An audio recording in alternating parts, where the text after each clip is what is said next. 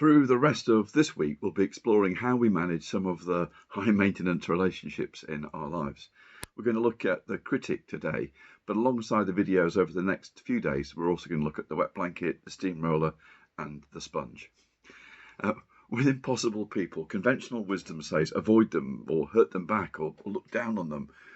But the teachings on relationship in the New Testament calls us to exercise more judgment and discernment in how we manage those relationships. As we looked at yesterday, the difficulty that we experience in most impossible people is in our relationship, not in the person. Surveys show that the most common high maintenance relationship is the critic. We've probably all known someone like this.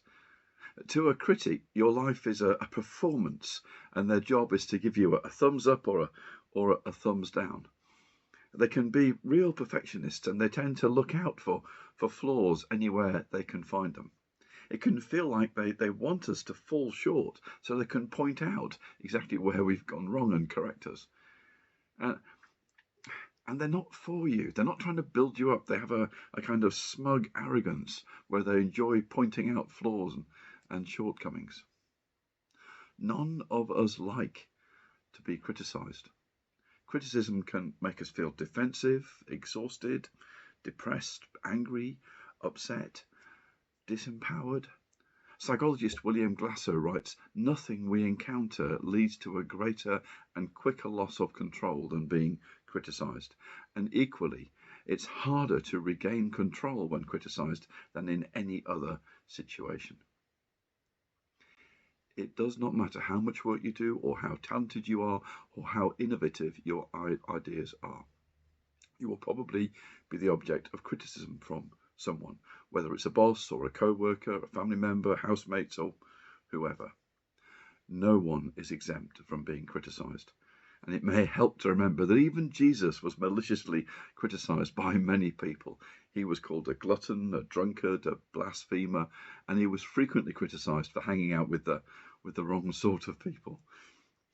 So when on the receiving end of criticism, remember that even Jesus was not immune to it. Why is it that some people seem to delight in criticising others? Les Parrott identifies several reasons why. Firstly, he says critics believe that criticism is helpful. Critics think that it helps to point out people's mistakes. However, when we're criticised, our first instinct is to defend or to justify ourselves. Most true change occurs not as a result of criticism, but in quiet recollection with someone who patiently cares for us. 2, he says critics are motivated to solve problems. They see something wrong and they blurt out a solution that ends up in sounding more critical than helpful. And I know I do this too often. Their advice, wanted or not, just rolls off their tongue in an attempt to solve problems. Thirdly, they can feel that it's their duty to find something wrong. I mean, they can't relax until some probing uncovers something which they can find a fault in. And many critics were raised to be critical. That's what they received from their parents, and they pass it on to their spouses and their children and their colleagues and so on. Whatever the reason behind a critic's behaviour, it can help to understand that all critics fall along a continuum. At the one end is the mean-spirited critic who suffers from fragile self-esteem and cuts everyone down. This type of critic is toxic in any relationship or organisation. And at the other end of the continuum is the person who feels genuinely responsible for your welfare. These critics are sincere and they care for you, so they deserve our attention even if we don't like what they're saying. Some criticism can be helpful, but a lot of it is harmful. The trick is in learning to separate the good from the bad.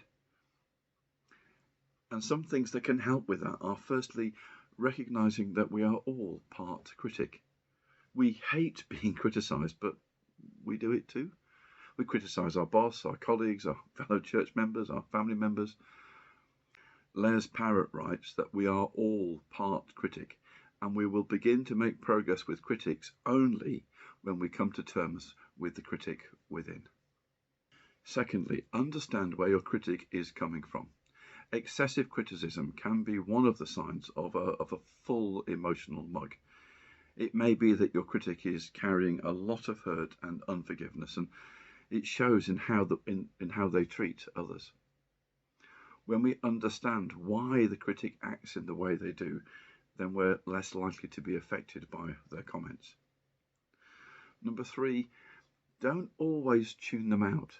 Just because you disagree with a critic most of the time doesn't mean that they are always wrong.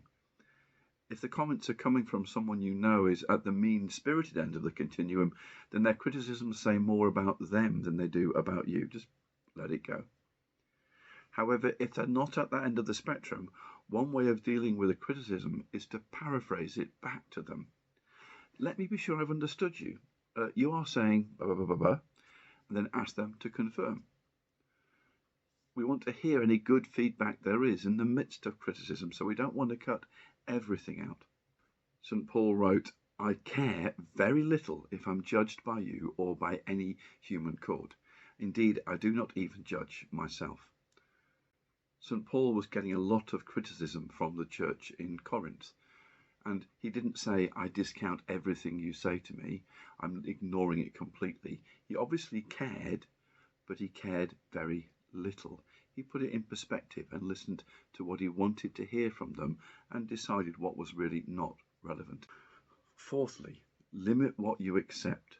Consult a trusted friend. We all care about what people think of us, so we can pretend that we don't care about a critic's comments. But as we covered in week 2, we tend to focus on the negative, on the black paint that's pouring into our lives. So if we're not careful, we can find a critic taking up a lot of our emotional energy. And if someone's criticism is distracting you from life and what you want to get on with, then limit your contact with them and consult with a trusted friend to help you sort out anything that you do need to hear from amongst that. A key thing to remember when dealing with a critic is don't let others dictate your worth. Remember that you are loved and accepted just as you are. We're going to look at some of the other high maintenance caricatures during the week. And the high maintenance people in our lives may present various problems, but a key thing to explore is how we manage our reactions to those challenging relationships. We'll start to look at that tomorrow. I hope you can join us.